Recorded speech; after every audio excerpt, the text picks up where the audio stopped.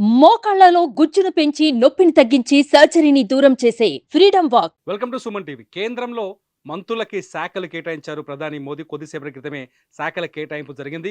గతంలో మాదిరిగానే అమిత్ షాకి, ఎవరైతే బీజేపీలో నెంబర్ 2గా ఉన్నారో అమిత్ షాకి కేంద్ర హోంశాఖ బాధ్యతల్ని అప్పజెప్పారు. అలాగే నిర్మలా సీతారామన్కి ఆర్థిక శాఖ వ్యవహారాలే అప్పజెప్పారు. అలాగే నితిన్ గడ్కరీకి రోడ్డు రహదారుల శాఖని అప్పజెప్పారు. జయశంకర్కి విదేశీ వ్యవహారాల శాఖని అప్పజెప్పారు. ఇకపోతే తెలుగు రాష్ట్రాల నుంచి మొత్తం 5గురు నిన్న మోదీ టీంలో ప్రమాణ స్వీకారం చేశారు. అందులో తెలంగాణ నుంచి జి కిషన్ రెడ్డి గతంలో కేబినెట్ మంత్రిగా ఉన్నారు. కిషన్ రెడ్డికి ఈసారి బొగ్గు గనుల శాఖని కేటాయించారు. కిషన్ రెడ్డి సికింద్రాబాద్ నుంచి ఆయన పార్లమెంటుకు రెండోసారి ఎన్నికయ్యారు. భారీ మెజార్టీతో గెలిచారు. కిషన్ రెడ్డి గతంలో అంబర్పేట ఎమ్మెల్యేగా పనిచేశారు. అట్లాగే ప్రస్తుతం తెలంగాణ బీజేపీ శాఖ అధ్యక్షులుగా కూడా కిషన్ రెడ్డి పనిచేస్తున్నారు. కిషన్ రెడ్డికి మరోసారి స్వతంత్ర శాఖను కేటాయించడం కీలకమైన శాఖ. బొగ్గు గనుల శాఖ అనేది అత్యంత కీలకమైన శాఖ. ఈ శాఖను ఈసారి కిషన్ రెడ్డికి కేటాయించారు. మొదటి నుంచి కిషన్ రెడ్డి మోదీకి, అమిత్ షాకి అత్యంత నమ్మకస్తుడుగా ఉన్నారు. అట్లాగే కేంద్రంలో కూడా కీలకమైన పరిస్థితుల్లో పనిచేశారు. గతంలో ఆయన పోర్ట్ఫోలియో పర్యాటక శాఖ మంత్రిగా ఉన్నప్పుడు కూడా దేశంలో పర్యాటక సంస్థలు, పర్యాటక ప్రదేశాల అభివృద్ధికి ఆయన తీవ్రంగా కృషి చేశారు. అక్కడ పూర్తి సంతృప్తితో ఉన్నట్టుగా అర్థమవుతుంది. ఈ నేపథ్యంలోనే కిషన్ రెడ్డికి తాజాగా బొగ్గు గనుల శాఖను కేటాయించారు. కిషన్ రెడ్డి తర్వాత ఇప్పుడు తెలంగాణ నుంచి బండి సంజయ్కి కూడా చాలా కీలకమైన శాఖని అప్పజెప్పారు. బండి సంజయ్ కరీంనగర్ ఎంపీగా ఉన్నారు. బండి సంజయ్కి కేంద్ర హోంశాఖ సహాయ మంత్రిగా బాధ్యతలు అప్పజెప్పారు. బండి సంజయ్ తొలిసారిగా కేంద్ర కేబినెట్లో జాయిన్ అయ్యారు. తొలిసారిగా హోంశాఖ సహాయ మంత్రిగా పనిచేశారు. ఆయనకి ఇష్టమైన అమిత్ షా దగ్గర, అమిత్ షా శాఖలోనే ఆయన కూడా పనిచేయడం నిజంగా కరీంనగర్లో హర్షం వ్యక్తమవుతుంది. బండి సంజయ్ మొదటి నుంచి పవర్ఫుల్ పర్సన్గా ఎదిగారు. ఆర్ఎస్ఎస్ నుంచి మొదలు పెడితే, బీజేపీ నాయకుడిగా మొదలు పెడితే కరీంనగర్లో అంచెలంచెలుగా ఆయన ఎదుగుతూ పైకొచ్చారు. బండి సంజయ్ ఈసారి కేంద్ర క్యాబినెట్లో హోంశాఖ సహాయ మంత్రిగా ఆయన బాధ్యతలు స్వీకరించబోతున్నారు. హోంశాఖ శాఖను ఆయనకు బండి సంజయ్కి కేటాయించారు. బండి సంజయ్కి శాఖ కేటాయించడం పట్ల ఆయన అభిమానులు సంతృప్తిని వ్యక్తం చేస్తున్నారు. ఇకపోతే ఆంధ్రప్రదేశ్కి వెళ్తే, ఆంధ్రప్రదేశ్లో రామ్మోహన్ నాయుడు, కింజరపు రామ్మోహన్ నాయుడు ఎవరైతే ఉన్నారో ఆయన కేవలం 36 సంవత్సరాల్లోనే యంగెస్ట్ ఎంపీగా, ఆయన యంగెస్ట్ కేబినెట్ మినిస్టర్గా రికార్డు సృష్టించారు. కింజరపు రామ్మోహన్ నాయుడికి పౌర విమానయాన శాఖ బాధ్యతల్ని అప్పజెప్పారు ప్రధాని మోదీ. ఆయన పౌర విమానయాన శాఖ మంత్రిగా పనిచేయబోతున్నారు. ఆయన పూర్తి స్థాయి స్వతంత్ర శాఖని కింజరపు రామ్మోహన్ నాయుడుకి అప్పగించారు. కింజరపు రామ్మోహన్ నాయుడు ఎర్రన్నాయుడు కుమారుడు. శ్రీకాకుళంలో వరుసగా 3వ విజయం సాధించారు. శ్రీకాకుళంలో ఎర్రన్నాయుడు వారసత్వాన్ని కొనసాగిస్తున్నారు. ఎర్రన్నాయుడు గతంలో హెచ్డి దేవేగౌడ, ఐకే గుజరాల్ ప్రభుత్వంలో గ్రామీణాభివృద్ధి శాఖగా మంత్రిగా, కేబినెట్ మంత్రిగా పనిచేశారు. ఉత్తరాంధ్రలో అభివృద్ధి కార్యక్రమాలకు, ఉత్తరాంధ్ర అభివృద్ధికి ఎంతో కృషి చేశారు.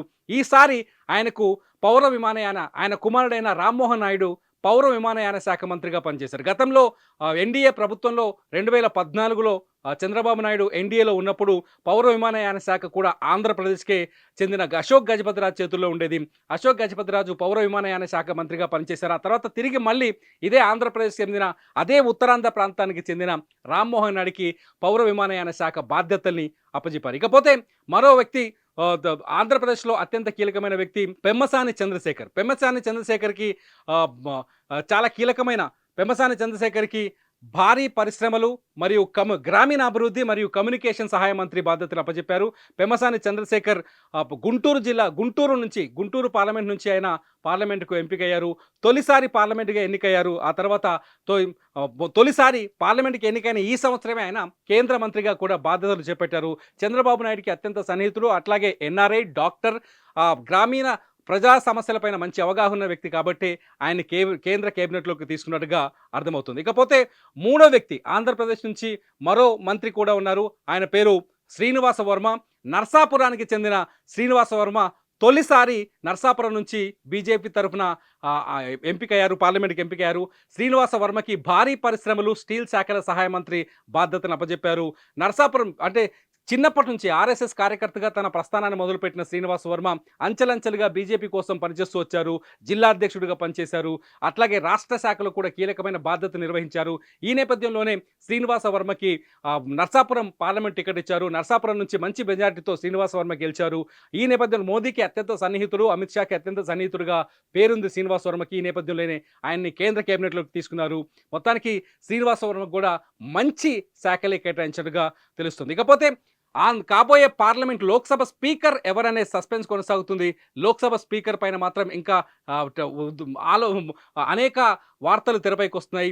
ఆంధ్రప్రదేశ్ నుంచే లోక్సభ స్పీకర్ ఉంటారని, అది కూడా ఎన్టీఆర్ కుమార్తె బీజేపీ ఆంధ్రప్రదేశ్ అధ్యక్షురాలు పురంధేశ్వరి పేరు తెరపైకి వస్తుంది. పురంధేశ్వరికి అంటే ఏదైతే లోక్సభ స్పీకర్ పదవి ఉందో వాళ్ళని ఖచ్చితంగా బీజేపీ నుంచే వాళ్ళని ఎంపిక చేస్తారని, ఎన్డీఏ కూటమి నుంచి గానీ, మిత్రపక్షాల నుంచి గానీ లోక్సభ స్పీకర్ కుర్చీని వాళ్ళకి కేటాయించే అవకాశం లేదని, లోక్సభ స్పీకర్ పదవిని బీజేపీకి చెందిన ఎంపీలకే అప్పగిస్తారని ఒక చర్చ ఉంది. ఈ నేపథ్యంలోనే గతంలో ఓం బిర్లా ఎవరైతే రాజస్థాన్ నుంచి ప్రాతినిధ్యం వహిస్తున్నారో ఆయన పేరు ప్రస్తుతానికి ఆయనే తిరిగి తీసుకొస్తారని ఒక చర్చ జరుగుతుంది. కాకుండా పురంధేశ్వరి పేరు కూడా ప్రస్తుతం తెరపైకి వస్తుంది.